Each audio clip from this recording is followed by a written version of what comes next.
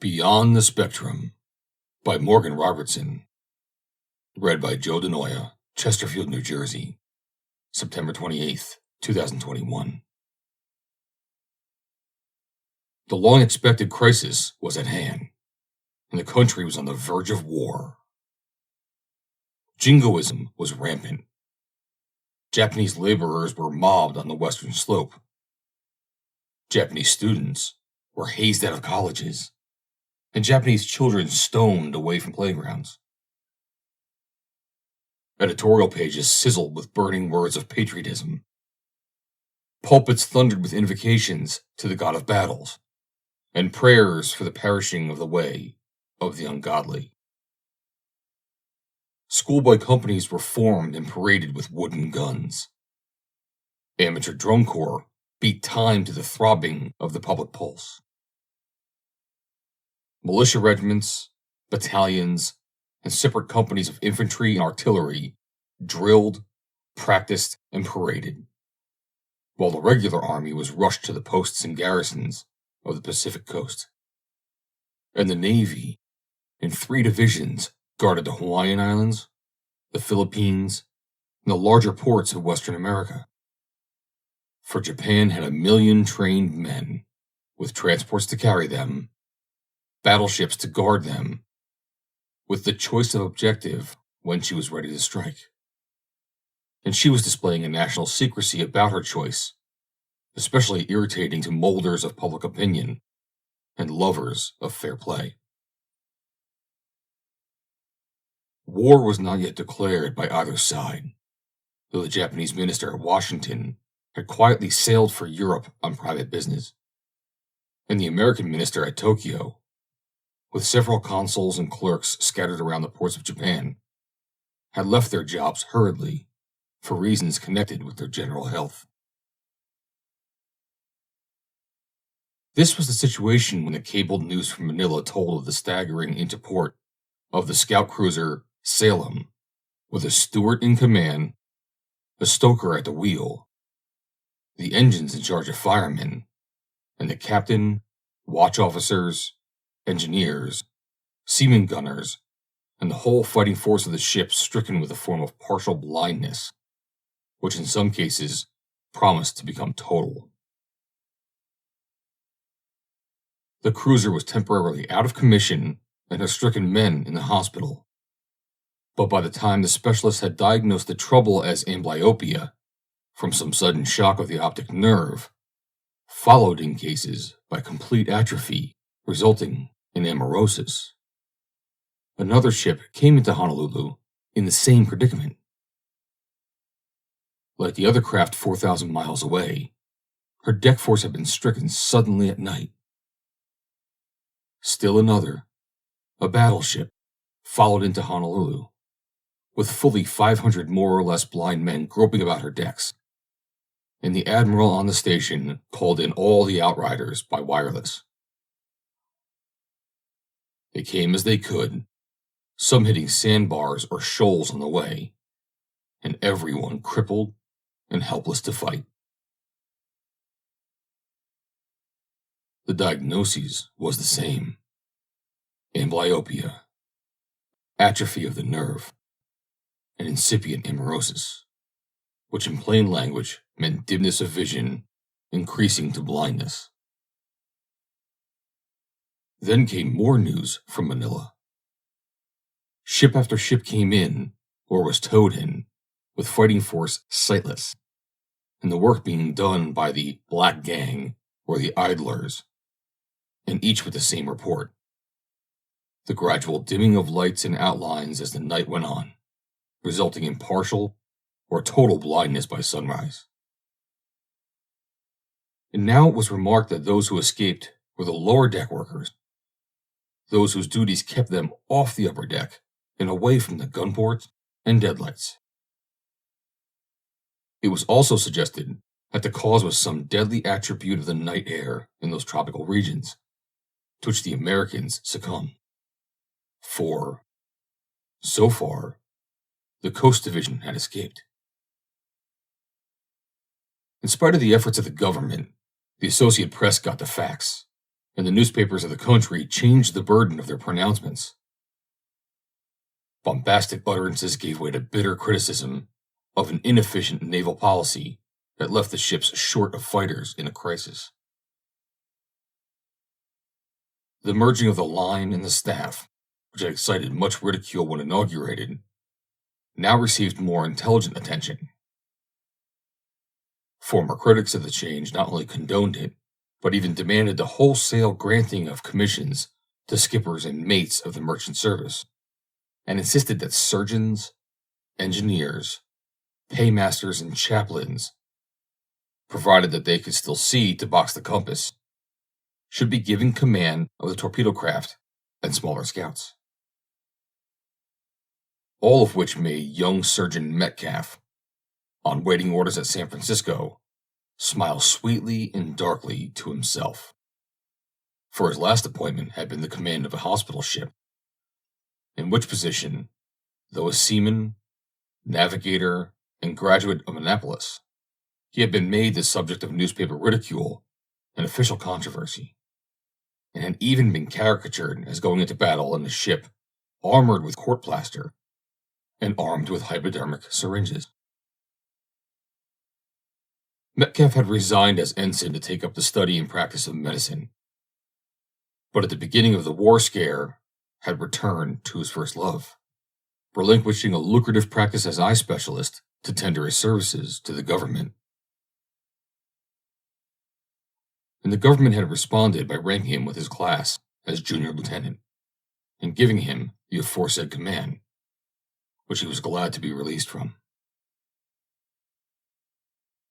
But his classmates and brother officers had not responded so promptly with their welcome, and Metcalf found himself combating a naval etiquette that was nearly as intolerant of him as of other appointees from civil life.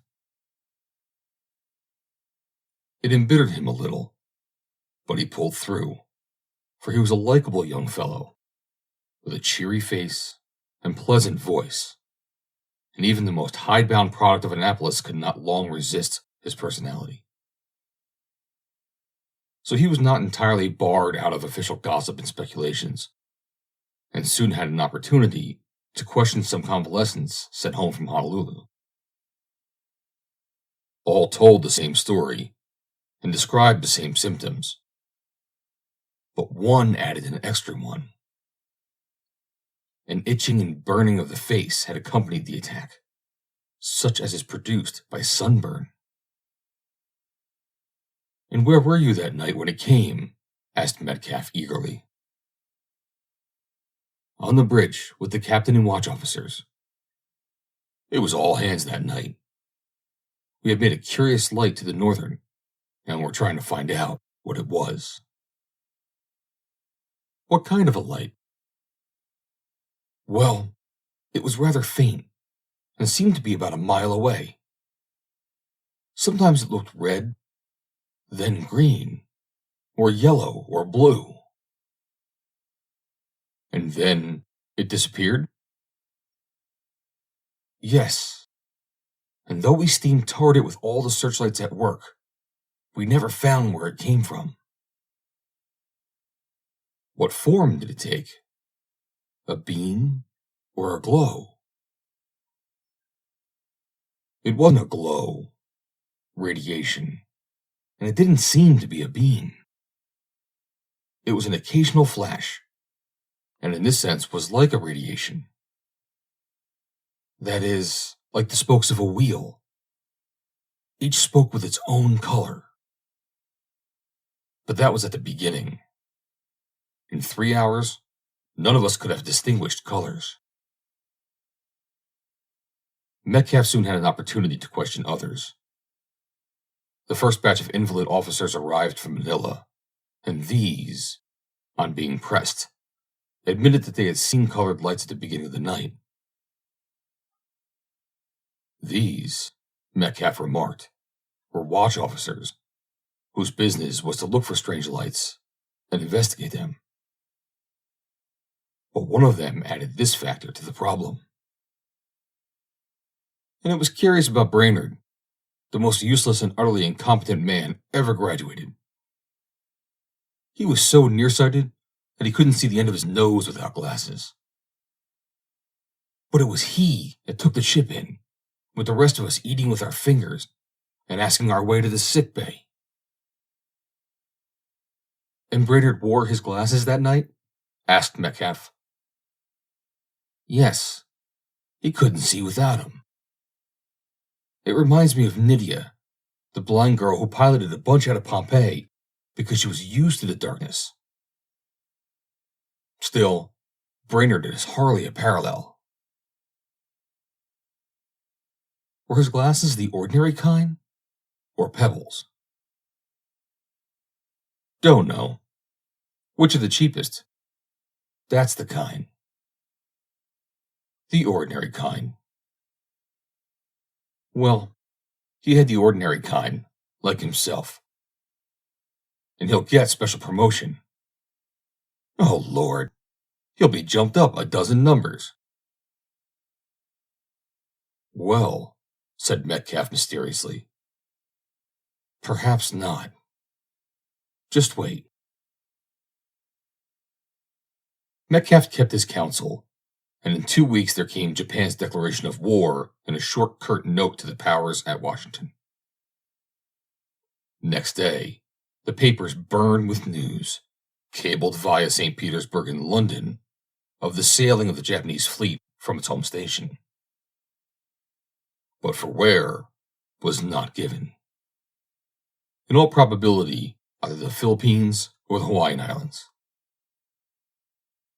But when, next day, the torpedo boat came into San Francisco in command of the cook, with his mess boy at the wheel, conservatism went to the dogs, and bounties were offered for enlistment at the various naval yards, while commissions were made out as fast as they could be signed, and given to any applicant who can even pretend to a knowledge of yachts. And Surgeon George Metcalf, with the rank of junior lieutenant, was ordered to the torpedo boat above mentioned, and with him as executive officer a young graduate of the academy, Ensign Smith, who with the enthusiasm and courage of youth combined the mediocrity of inexperience and the full share of the service prejudice against civilians. This prejudice remained in full force, unmodified by the desperate situation of the country. And the unstricken young officers filling subordinate positions of the big craft, while congratulating him, openly denied his moral right to a command that others had earned a better right to by remaining in the service. And the old jokes, jibes, and satirical references to syringes and sticking plaster whirled about his head as he went to and fro, fitting out his boat and laying in supplies. But when they learned from young Mr. Smith that among these supplies was a large assortment of plain glass spectacles, of no magnifying power whatever, the ridicule was unanimous and heartfelt. Even the newspapers taking up the case from the old standpoint and admitting that the line ought to be drawn at lunatics and foolish people. But Lieutenant Metcalf smiled and went quietly ahead, asking for and receiving orders to scout. He received them the more readily, and as all the scouts in the squadron, including the torpedo flotilla and 2 battleships, had come in with blinded crews. Their stories were the same. They had all seen the mysterious colored lights, had gone blind, and a few had felt the itching and tingling of sunburn. And the Admiral gleaned one crew of whole men from the fleet, and with it manned his best ship, the Delaware. Metcalf went to sea, and was no sooner outside the Golden Gate that he opened his case of spectacles, and scandalized all hands, even his executive officer, by stern and explicit orders to wear them night and day, putting on a pair himself as an example. A few of the men attested good eyesight, but this made no difference, he explained. They were to wear them or take the consequences, and as the first man to take the consequences was Mr. Smith, whom he sent to his room for 24 hours for appearing on deck without them 5 minutes afterwards, the men concluded that he was in earnest and obeyed the order, though with smiles and silent ridicule. Another explicit command they received more readily: to watch out for curious-looking craft, and for small objects such as floating casks, capsized tubs or boats, etc. And this brought results the day after the penitent Smith was released. They sighted the craft without spars steaming along on the horizon and ran down to her. She was a sealer, the skipper explained, when hailed, homeward bound under the auxiliary. She had been on fire, but the cause of the fire was a mystery. A few days before, a strange-looking vessel had passed them, a mile away. She was a whaleback sort of a hull, with sloping ends, without spars or funnels, only a slim pole amidships, and near its base, a projection that looked like a liner's crow's nest. While they watched, their foremast burst into flames, and while they were rigging their hose, the mainmast caught fire. Before this latter was well underway, they noticed a round hole burned deeply into the mast, of about 4 inches diameter. Next, the topsides caught fire, and they had barely saved their craft, letting their mast burn to do so. Was it a bright, sunshiny day? Asked Metcalf. Sure. 4 days ago.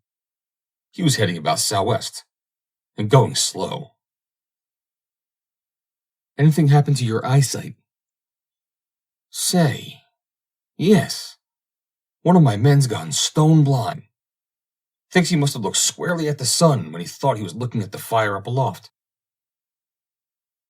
It wasn't the sun. Keep him in utter darkness for a week at least. He'll get well. What was your position when you met that fellow? About 600 miles due northwest from here. All right. Look out for Japanese craft. War is declared. Metcalf plotted a new course, designed to intercept that of the mysterious craft, and went on, so elated by the news he had heard that he took his gossipy young executive into his confidence. Mr. Smith, he said, that sealer described one of the new seagoing submersibles of the Japanese, did he not? Yes, sir. I think he did. A larger submarine, without any conning tower and the old-fashioned periscope. They have 7,000 miles cruising radius, enough to cross the Pacific. By asking questions of various craft, and by diligent use of a telescope, Metcalf found his quarry 3 days later. A log-like object on the horizon, with the slim white pole amidships, and the excrescence near its base. Wait till I get his bearing by compass, said Metcalf to the chief officer. Then we'll smoke up our specs and run down on him. Signal him by the international code to put out his light and to heave to, or we'll sink him. Mr. Smith bowed to his superior, found the numbers of these commands in the code book, with a string of small flags at the signal yard, and every man aboard viewing the world darkly through a smoky film. The torpedo boat approached the stranger at 30 knots. But there was no blinding glare of light in their eyes, and when they were within 100 yards of the submersible, Metcalf removed his glasses for a moment's distinct vision. Head and shoulders out of a hatch near the tube was a man waving a white handkerchief. He rang the stopping bells. He surrenders, Mr. Smith, he said joyously, and without firing a torpedo. He examined the man through the telescope and laughed. I know him, he said. Then funneling his hands, he hailed, Do you surrender to the United States of America? I surrender, answered the man. I am helpless. Then come aboard without arms. I'll send a boat. A small dinghy-like boat was dispatched, and it returned with the man, a Japanese in lieutenant's uniform, whose beady eyes twinkled in alarm as Metcalf greeted him. Well, Sakesy, you perfected it, didn't you? My invisible searchlight that I hadn't money to go on with. The Jap's eyes sought the deck, then resumed their Asiatic steadiness. Metcalf, this you, he said, in command?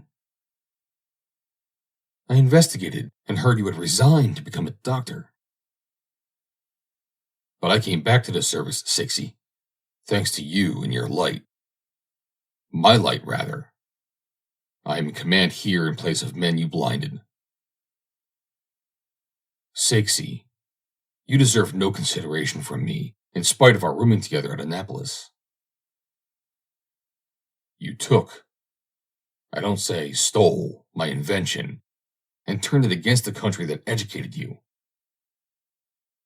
You, your confreres, did this before declaration of war. You are a pirate, and I could string you up to my signal yard and escape criticism. I was under orders from my superiors, Captain Metcalf. They shall answer to mine. You shall answer to me. How many boats have you equipped with my light? There are but 3. It is very expensive. One for our Philippine squadron, one for the Hawaiian, and one for the coast. You overdid things, Sakesy. If you hadn't set fire to the sealer the other day, I might not have found you. It was a senseless piece of work that did you no good. Oh, you are a sweet character. How did you get your ultraviolet rays? By filtration or prismatic dispersion?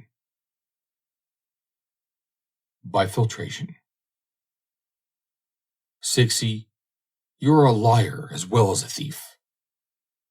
The colored lights you use to attract attention are the discarded rays of the spectrum. No wonder you investigated me before you dared flash such a decoy. Well, I'm back in the Navy, and I've been investigating you. As soon as I heard the first symptoms of sunburn, I knew it was caused by the ultraviolet rays, the same as from the sun. And I knew that nothing but my light could produce those rays at nighttime. And as a physician, I knew what I did not know as an inventor.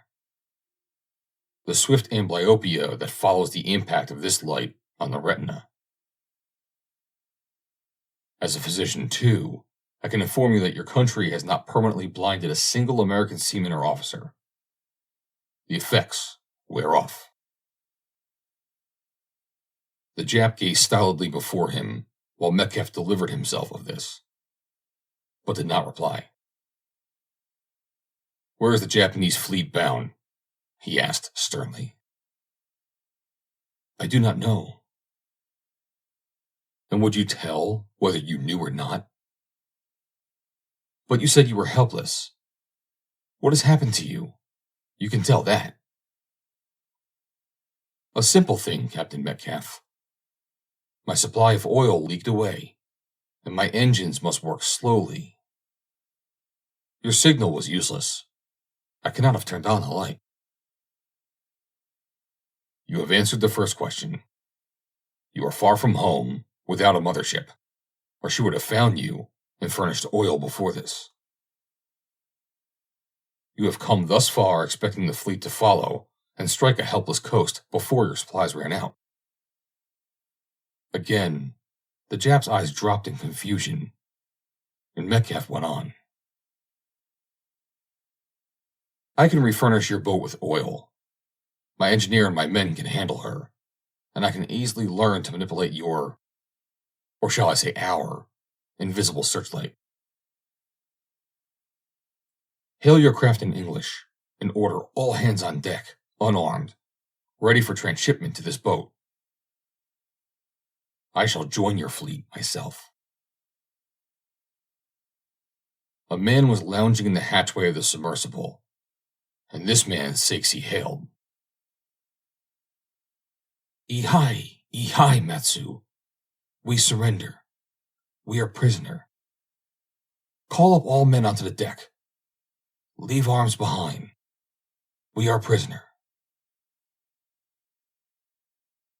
They mustered 18 in all, and in half an hour, they were ironed in a row along the stanchion rail of the torpedo boat. You too, Seixi, said Metcalf, coming toward him with a pair of jingling handcuffs. Is it not customary, Captain Metcalf, said the Jap, to parole a surrendered commander? Not the surrendered commander of a craft that uses new and deadly weapons of war unknown to her adversary, and before the declaration of war. Hold up your hands. You're going into irons with your men. All Japs look alike to me now. So Lieutenant Seixi of the Japanese Navy was ironed beside his cook and meekly sat down on the deck. With a difference of dress, they really did look alike. Metcalf had 30 men in his crew.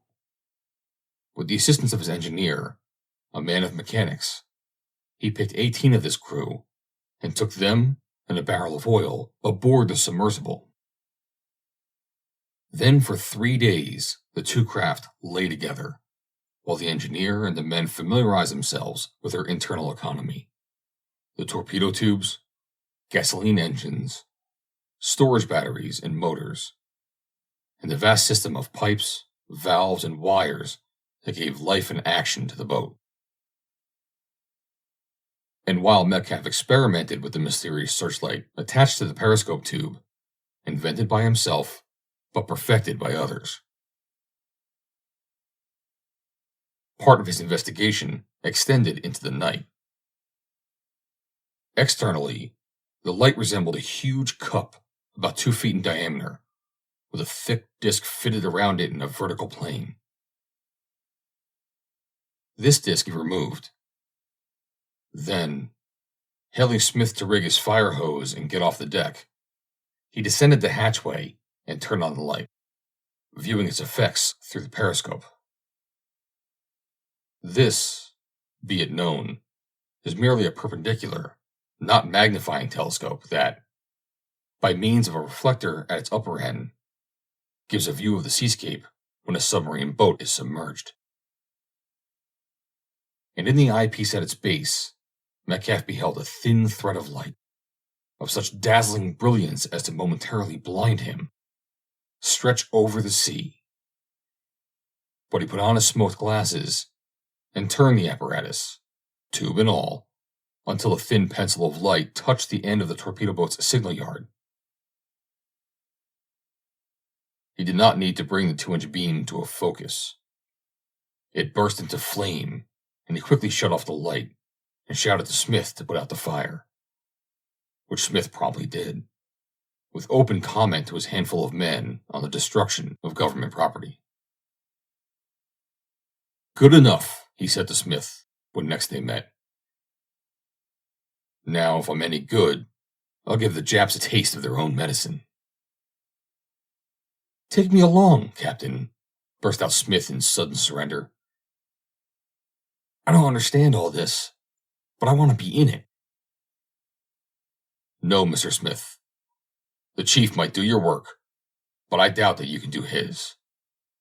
I need him, so you can take the prisoners home. You will undoubtedly retain command. Very good, sir, answered the disappointed youngster, trying to conceal his chagrin. I don't want you to feel badly about it. I know how you all felt toward me, but I'm on a roving commission. I have no wireless apparatus and no definite instructions.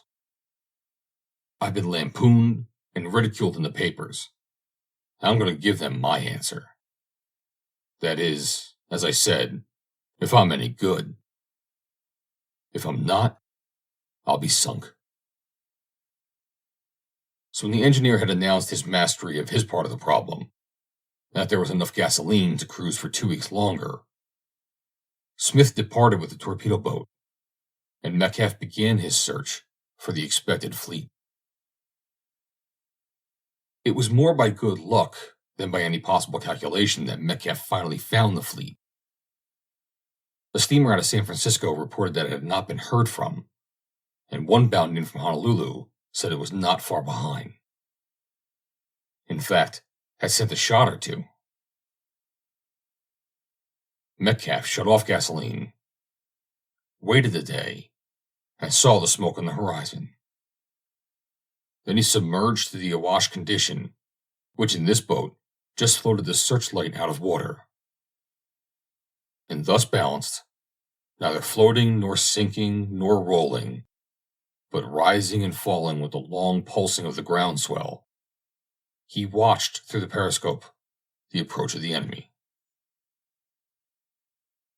It was an impressive spectacle, and to a citizen of the threatened country, a disquieting one.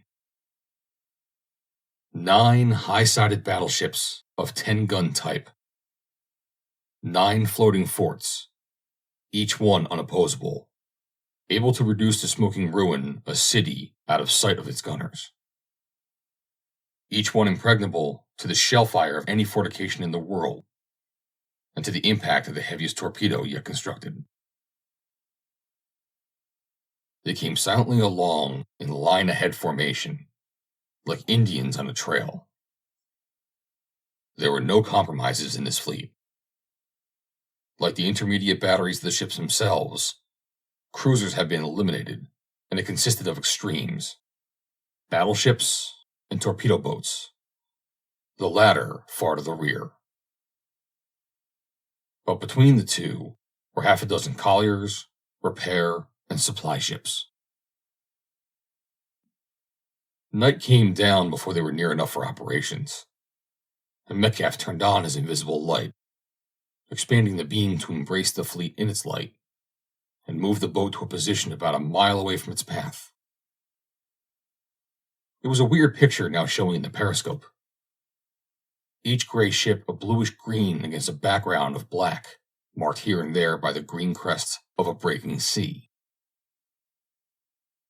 Within Metcalf's reach were the levers, cranks, and worms that govern the action of the periscope and the light. Just before him were the vertical and horizontal steering wheels. Under these, a self-illuminating compass, and at his ear, a system of push buttons, speaking tubes, and telegraph dials that put him in communication with every man on the boat, each one of whom had his part to play at the proper moment, but not one of whom could see or know the result. The work to be done was in Metcalf's hands and brain, and, considering its potentiality, it was a most undramatic performance. He waited until the leading flagship was within a half-mile of being abreast. Then, turning on a hanging electric bulb, he held it close to the eyepiece of the periscope, knowing that the light would go up the tube, through the lenses, and be visible to the fleet. And in a moment, he heard faintly through the steel walls the sound transmitted by the sea of a bugle call to quarters. He shut off the bulb, watched a wandering shaft of light from the flagship seeking him, then contracted his own invisible beam to a diameter of about 3 feet to fall upon the flagship, and played it back and forth, seeking gunports and apertures and groups of men, painting all with that blinding light that they could not see nor immediately sense. There was nothing to indicate that he had succeeded. The faces of the different groups were still turned his way, and the futile searchlight still wandered around, unable to bring to their view the white tube with its cup-like base. Still waving the wandering beam of white light, the flagship passed on, bringing along the second in line. And again Metcalf turned on his bulb. He heard her bugle call, and saw, in varied shades of green, the twinkling red and blue lights of her masthead signals received from the flagship and passed down the line. And again he played that green disk of deadly light upon the faces of her crew. This ship, too, was seeking him with her searchlight, and soon, from the whole 9, a moving network of brilliant beams flashed and scintillated across the sky. But not one settled upon the cause of their disquiet. Ship after ship passed on, each with its bugle call to quarters, each with its muster of all hands to meet the unknown emergency. The menace on a hostile coast of a faint white light on the port beam.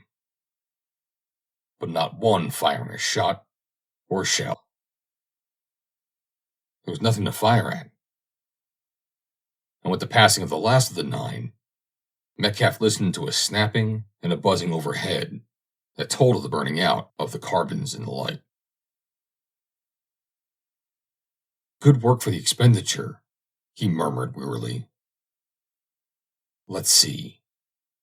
2 carbons and about 20 amperes of current against 9 ships at 10 millions apiece. Well, we'll soon know whether or not it worked. While an electrician rigged new carbons, he rested his eyes and his brain, for the mental and physical strain had been severe. Then he played the light upon the colliers and supply ships as they charged by, disposing of them in the same manner, and looked for other craft of larger menace. But there were none, except the torpedo contingent, and these he decided to leave alone. There were 15 of them, each as speedy and as easily handled as his own craft. And already, apprised by the signal instructions from ahead, they were spreading out into a fan-like formation and coming on nearly abreast.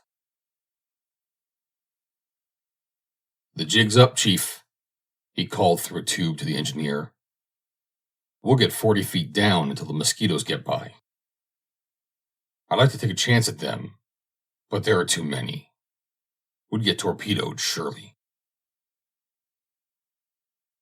Down went the diving rudder, and, with a kick ahead of the engine, the submersible shot under, heading on a course across the path of the fleet, and in half an hour came to the surface.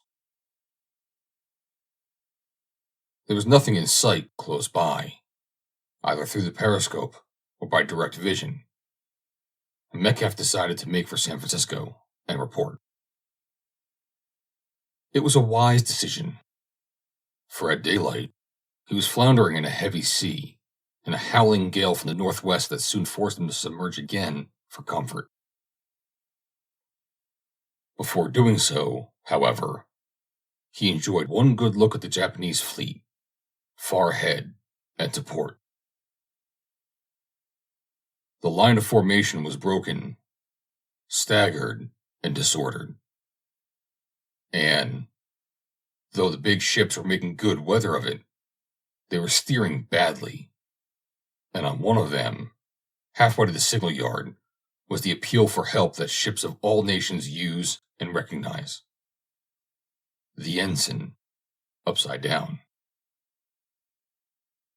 Under the lee of each ship was snug the torpedo boat, plunging, rolling, and swamped by the breaking seas that even the mighty bulk to windward could not protect them from.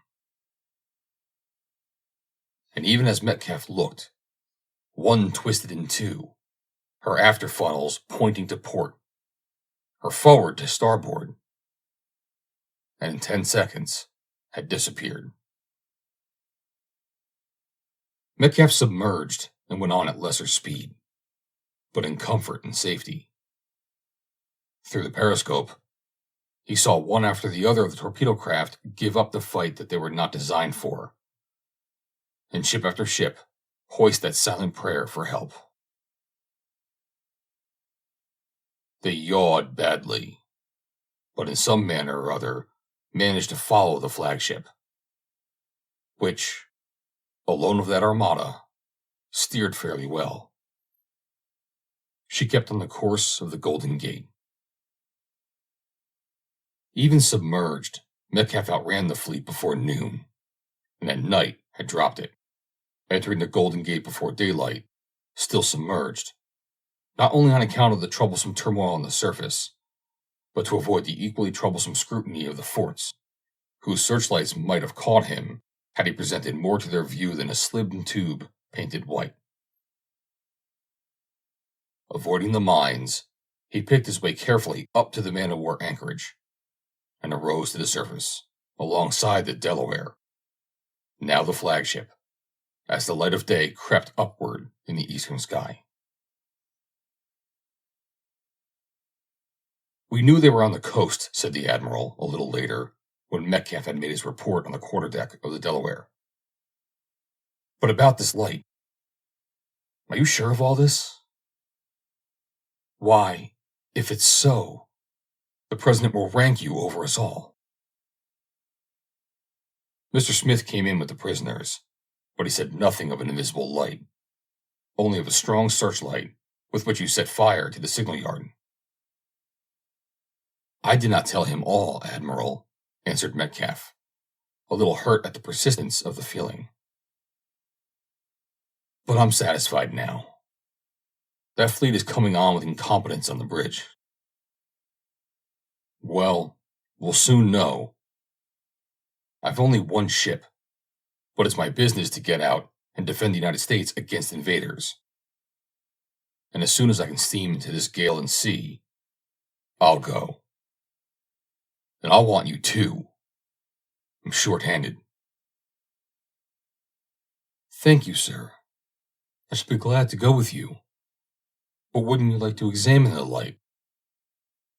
"Most certainly," said the Admiral, and, accompanied by his staff, he followed Metcalf aboard the submersible. "It is very simple," explained Metcalf, showing a rough diagram he had sketched. "You see, he has used my system of reflectors about as I designed it. The focus of one curve coincides with the focus of the next, and the result is a thin beam containing nearly all the radiations of the arc." "Very simple," remarked the Admiral dryly. "Very simple indeed. But, admitting this strong beam of light that, as you said, could set fire to that sealer and be invisible in the sunshine, how about the beam that is invisible by night? That is what I am wondering about. Here, sir," removing the thick disc from around the light. "This contains the prisms, which refract the beam entirely around the lamp and disperse it into the 7 colors of the spectrum. All the visible light is cut out, leaving only the ultraviolet rays. And these travel as fast and as far, and return by reflection, as though accompanied by visible rays." "But how can you see it?" asked an officer. "How is the ship it is directed at made visible?" "By fluorescence," answered Metcalf. "The observer is the periscope itself. Any of the various fluorescing substances placed in the focus of the object glass, or at the optical image in front of the eyepiece, will show the picture in the color perpendicular to the fluorescing material. The color does not matter." "More simple still," laughed the Admiral. "But how about the colored lights they saw?" "Simply the discarded light of the spectrum. By removing this cover on the disc, the different colored rays shoot up. That was to attract attention. I used only white light through the periscope." "And it was this invisible light that blinded so many men, which in your hands blinded the crews of the Japanese?" asked the Admiral. Yes, sir. The ultraviolet rays are beneficial as a germicide, but are deadly if too strong. Lieutenant Metcalf, said the Admiral seriously, your future in the service is secure. I apologize for laughing at you. But now that it's over and you've won, tell us about the spectacles. Why, Admiral, responded Metcalf, that was the simplest proposition of all. The whole apparatus, prisms, periscope, lenses, and the fluorescing screen, are made of rock crystal, which is permeable to the ultraviolet light. But common glass, of which spectacles are made, is opaque to it. That is why nearsighted men escape the blindness. Then, unless the Japs are nearsighted, I expect an easy time when I go out.